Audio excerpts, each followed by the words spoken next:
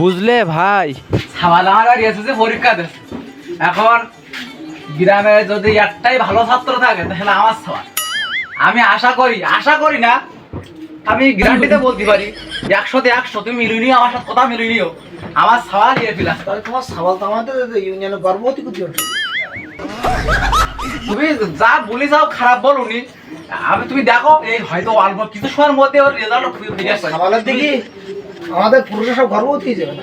আচ্ছা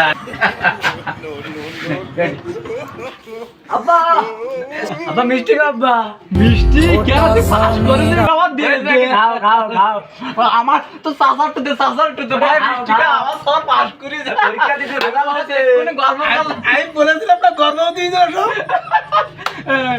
তো বাবা তোর কি হইছে, কি গ্রেড হইছে তোর?